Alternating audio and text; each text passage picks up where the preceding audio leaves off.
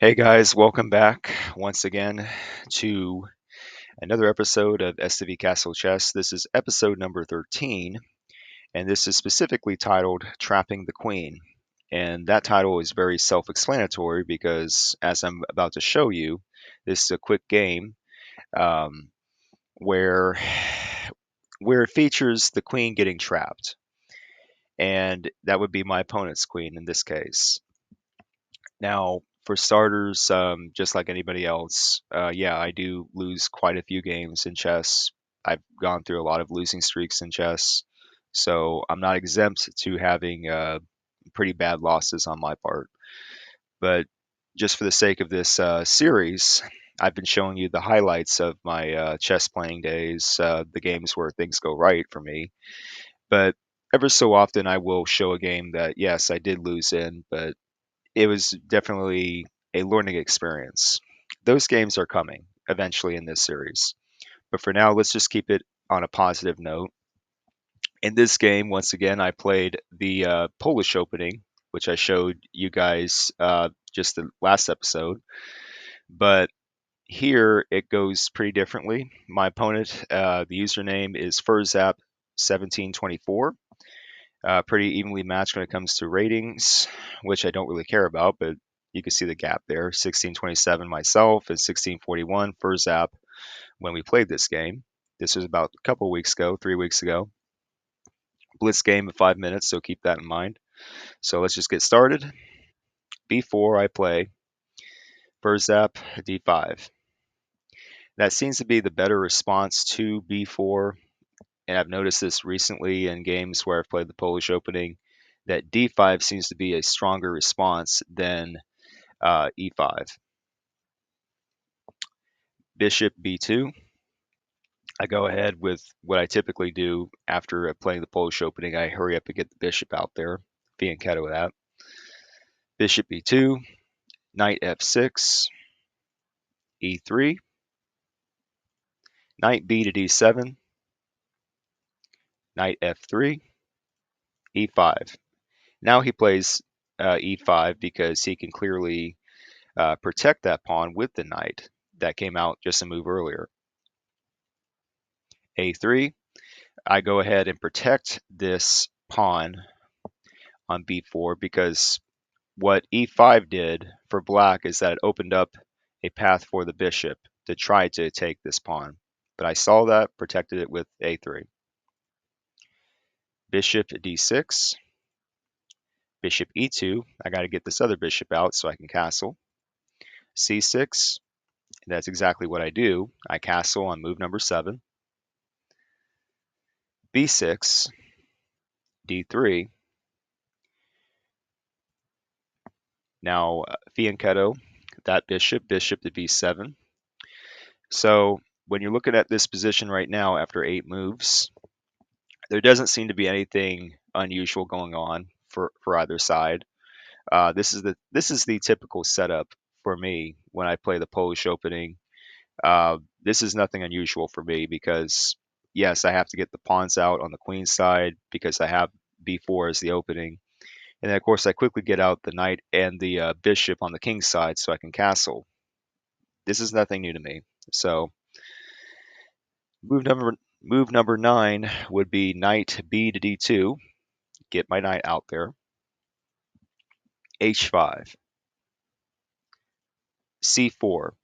Now this is like one of the most critical moves that you would have to make if you're white in this position. If you're using the Polish opening and you're having a setup like this, I've noticed this a lot in my games where the c pawn usually has some trouble trying to get out because there's so much action going on. There's so much activity going on where the c pawn gets ignored, not on purpose, but it just happens that way. c4, e4. Now he's attacking my knight right here, so I got to do something about that. Knight to d4, get it out of danger. h4. Now I'm noticing that he's trying to set up an attack involving this h pawn. He's trying to get to this pawn wall here that I have, which has not been addressed at all. But he's trying to get something going here. queen to c2.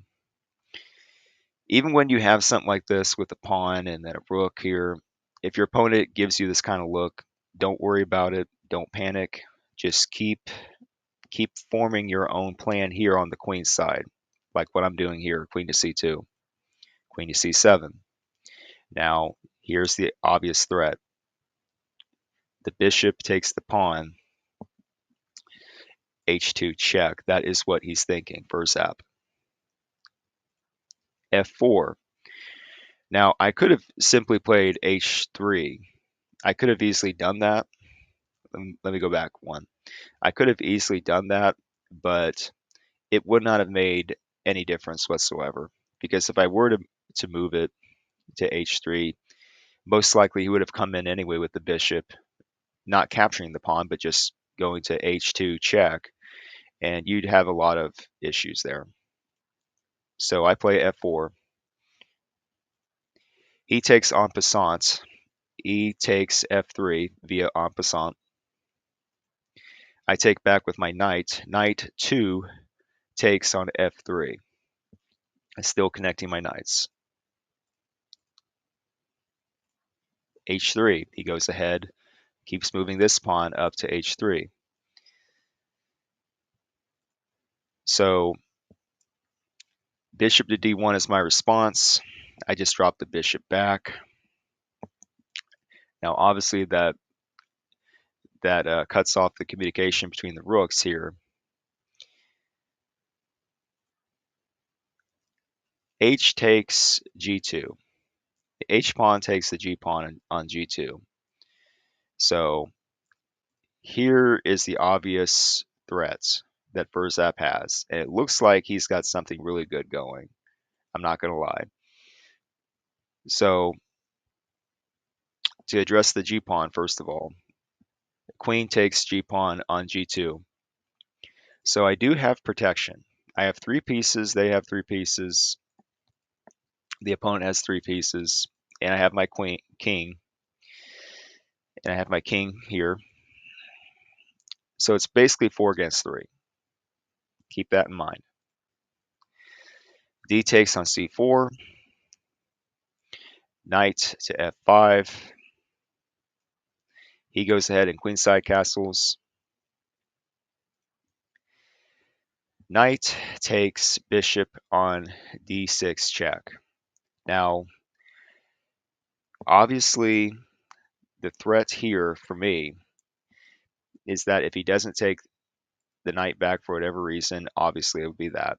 But I have to address the ongoing threats of the queen, the bishop, and the rook. And by taking the bishop off the board, that gives me more time. Queen takes knight d6. Move my pawn up h3. Queen takes d3. Okay.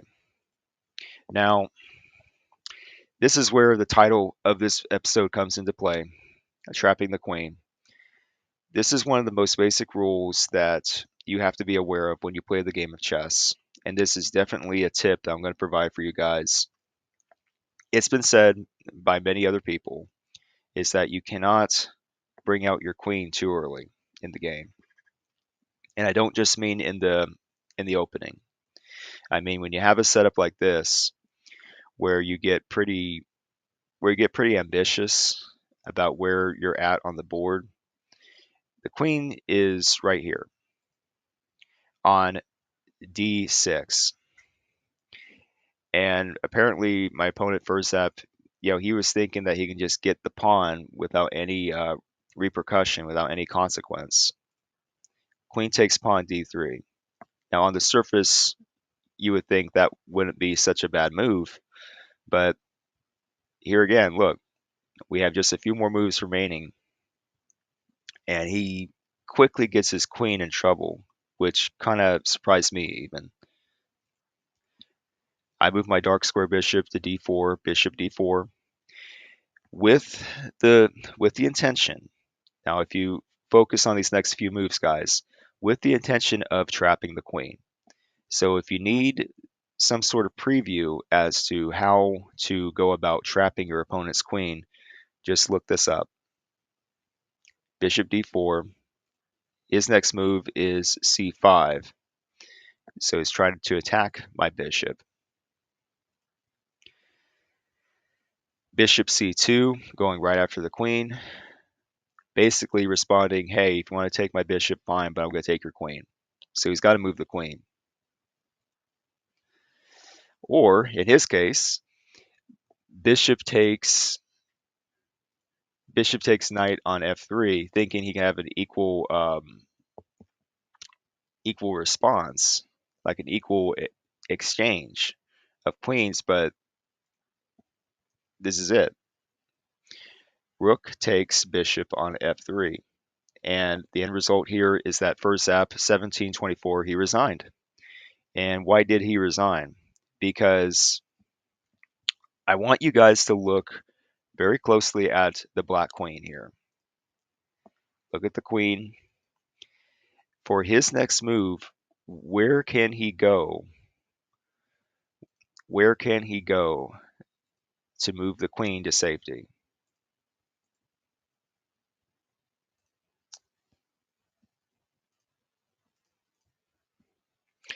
I'm just going to give you guys 1 minute to check this out. Where can he go to move the queen to safety? Look at all the highlighted squares I just clicked on.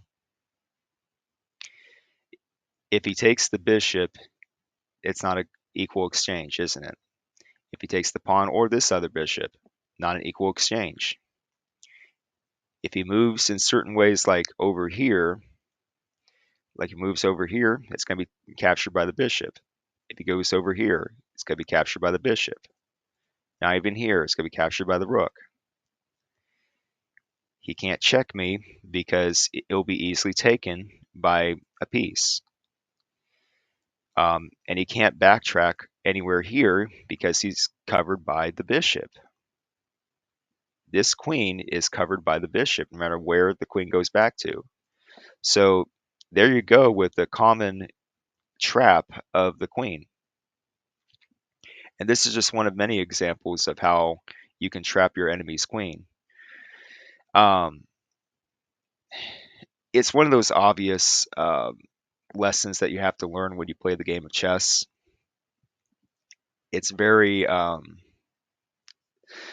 only self-explanatory, but it's also something just to keep in mind before you even start playing the game of chess. It's like, yeah, your queen is very valuable for yourself and for your opponent.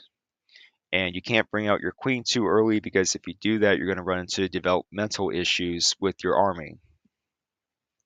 And if you bring out the queen very ambitiously like this, like what Furzap did, again, you're going to run into problems.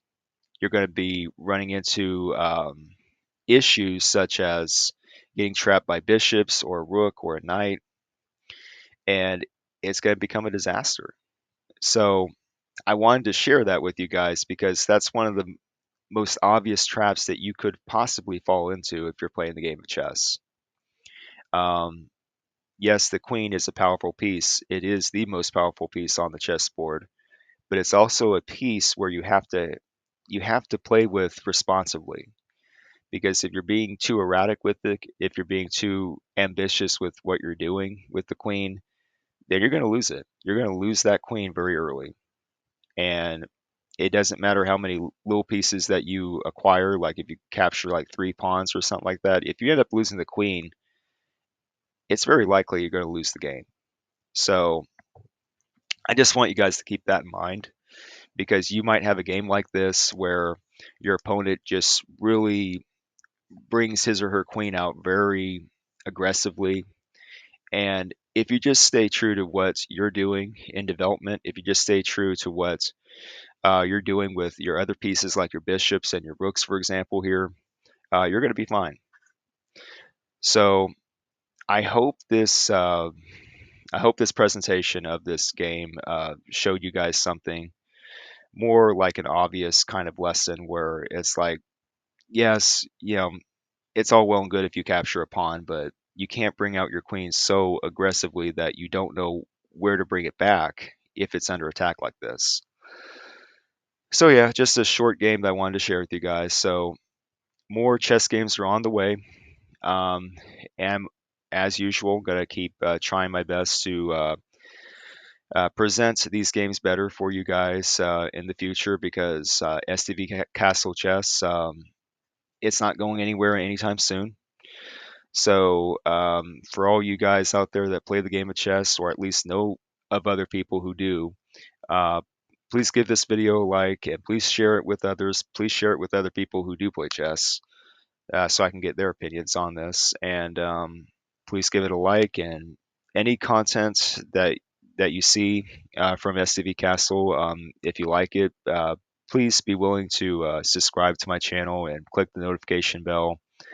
And please leave a comment. If you feel led to comment on any of these videos, please do. I really appreciate it. I appreciate all the help that I get. This is Stephen Vitt with STV Castle Chess, and more chess content is on the way. Hope you guys have a good day. Take care.